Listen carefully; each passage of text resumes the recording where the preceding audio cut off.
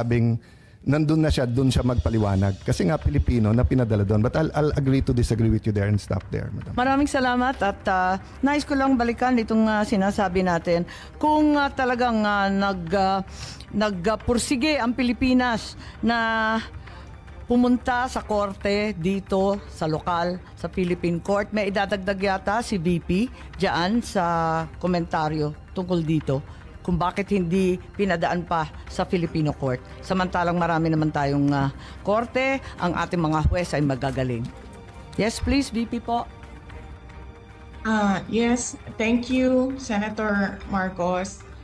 Ang gusto ko lang gawin is, unang-una, meron kasing document galing sa ating Pangulo papunta sa akin na sulat, no, na lumabas dahil kinuha siya sa isang lawyers group chat. Hindi namin alam kung sino ang kumuha at inilabas siya.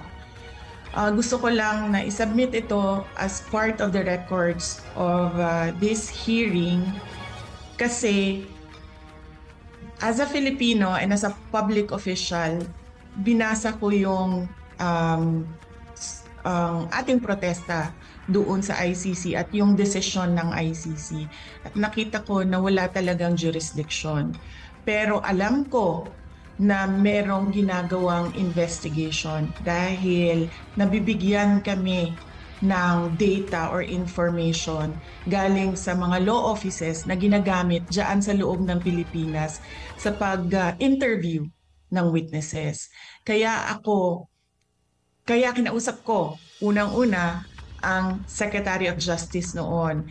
At dahil hindi paiba-iba yung sagot niya sa mga tanong ko, ang ginawa ko ay dumiretso ako sa Pangulo. Kaya yon, nabigyan ako ng sagot ng Pangulo at gusto kong basahin ang kabuuan ng sulat.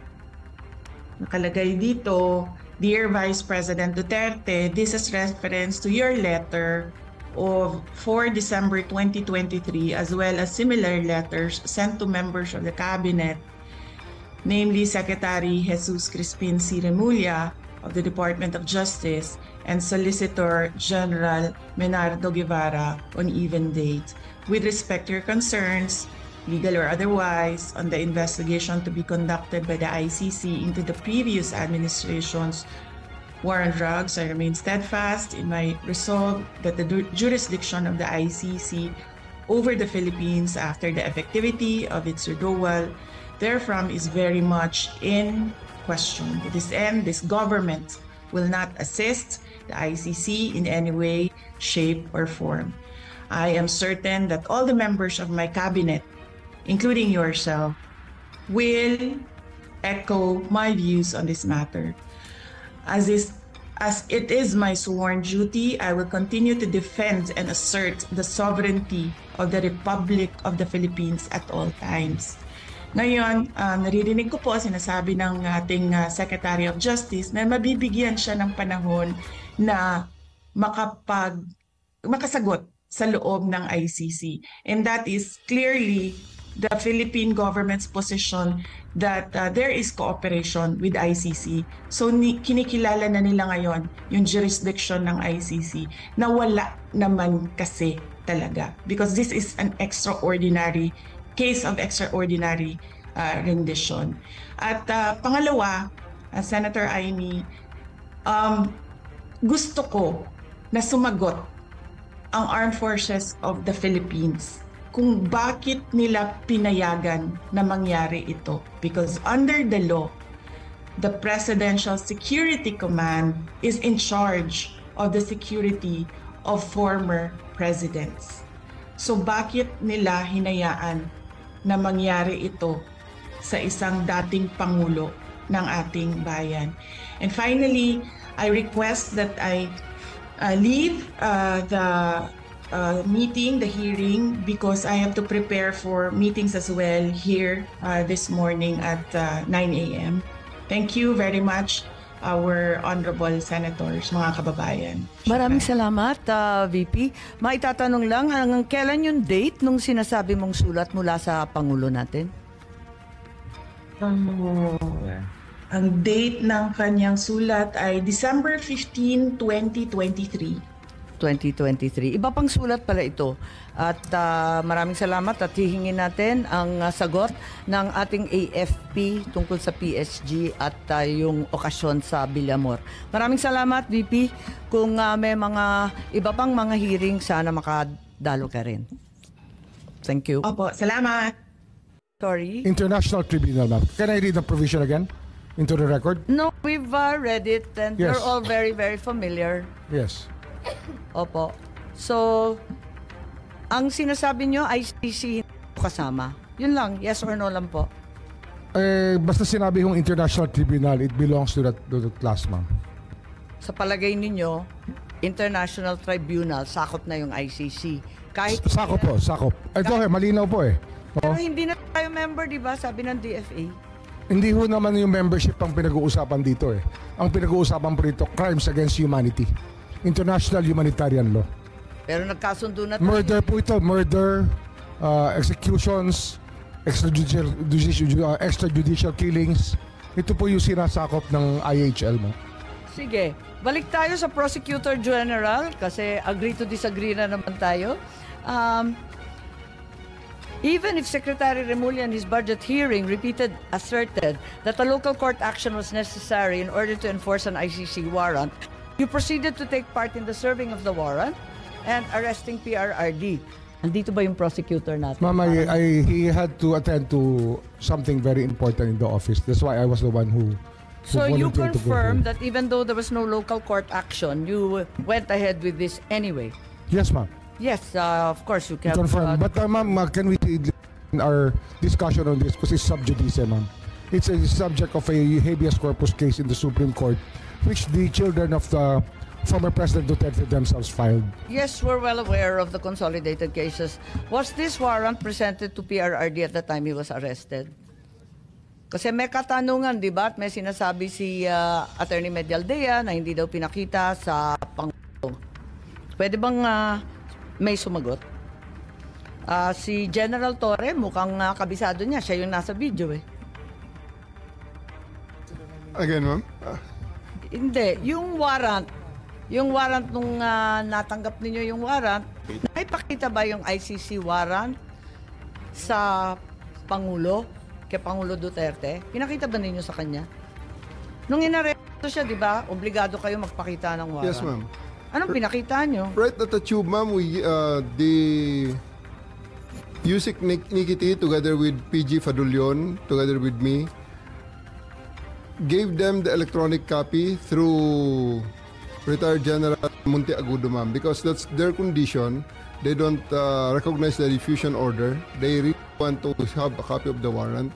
That's why a soft copy was given to them on the tube. And a hard copy was printed and later on received by Attorney Delgra in the 250th wing, sir. 250th wing, ma'am. May pagkakataon ba si former president na basahin to? Kasi ang pagkaintindi, hindi. Tingnan natin muna yung video kasi mas maliwanag doon.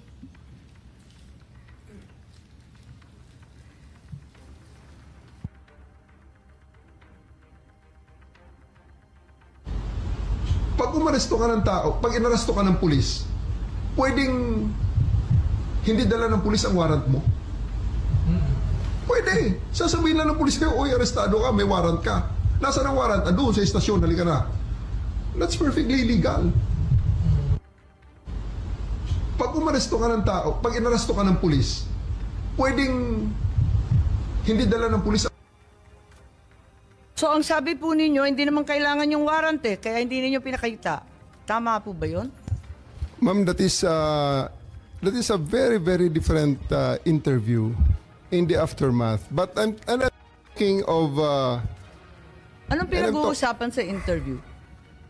And I'm talking about we have already veered on the general rules on the warrantless, on the service of the warrants. Because during the time, and up to this time, there are still a lot of people saying that I'm wrong in there, that you cannot arrest a person with a warrant that you know of, as a person has a warrant, yet you cannot serve it without the physical warrant. So, all the lawyers know here Diba ang that, ma'am, sabi, that I'm right there. Kailangan ng warrant as soon as practicable. At hinihingi talaga ni former president. Di ba hinihingi niya? Hinihingi ng abogado niya, asan yung warrant? Tama, di ba hinihingi Yes, nila? ma'am. Anong pinakita nyo? We gave them the electronic copy of the warrant and it was given to them by Yusek Nikiti together with PG Fadulion. It was received by Yung General warrant, anong klase yung Monteagudo. itsura ng warrant? ICC, Interpol? It's an ICC warrant, ma'am. ICC warrant. Yes, ma'am. That was directed to the Interpol. That was the attachment of the diffusion order. Pero ayon sa ating batas, di ba? Napakaliwanag naman na yung court o judge, kinakailangan Pilipino. Hindi naman sakop nun yung Interpol, yung ICC. Bakit naging warrant rin sa Pilipinas yun? I will defer the answering to that question to the DOJ, ma'am, because I was with the DOJ during the time and it was the DOJ. Hindi, nandun si Prosecutor Fadulion eh. Ikaw naman Yes, ma'am. bumasa ng Miranda rights, hindi man lang yung prosecutor. Tinikoberan mo na yung papel ng DOJ, kaya sumagot ka ngayon. Ma'am, we're talking in the tube. Hindi, sinabi mo kasi, ang liwaliwanag. Sinabi mo, hindi naman kailangan ng warrant eh. It's a different matter, ma'am. Altogether different matter. Bakit? Ilang warrant ba yan? One warrant, but different. That question on the interview is a different situation, ma'am.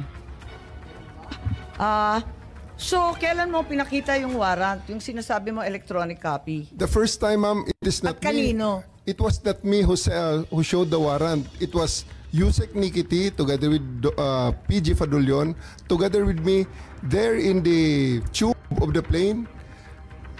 The former president is still there inside the plane. It was given to General retired Monteagudo, who is with the party.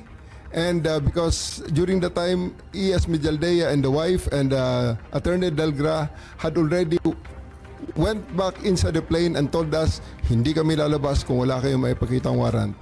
Kaya nga, so, when was the accused finally shown the warrant of arrest? Di ba dapat as soon as practicable ang sinasabi? Kailan mo pinakita mismo kay former president? I believe, ma'am, the electronic copy is already acceptable now in the rules of court. Yun na nga, pero pinakita mo ba kay Presidente Duterte? It was not me who they invited inside the plane. It was the PCTC through General Alcantara, whom they invited inside the plane, showing to them and explaining to them the warrant. Ganun ba? Napaliwanag ba ninyo, Executive Director Alcantara? Kasi parang ang bilis-bilis lang naman ninyo dun sa eroplano. Ang nakita naming final warrant, 15 pages po. Ganun lang kabilis na nabasa Tama po yung agad? 15 pages po, pero i-present po namin kay President Duterte na nasa 250. Nabasa niya lahat, 15 pages? Ang bilis-bilis lang lumabas eh. Oh,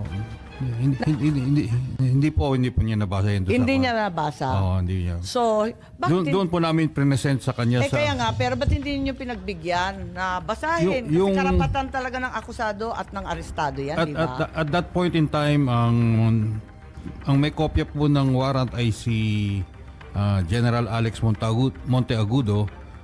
Nagbabapiring po sa telepono niya. Matagal pong mabuo dahil Siyempre nasa airport. Kaya tapos nasa loob ng nga po. eroplano. Kaya nga so po, madaling sabi, kaya nga po nag-print kami ng hard copy. So pagdating po sa 250, doon na binigay sa kanila yung warrant. Madam Chair, just on the warrant.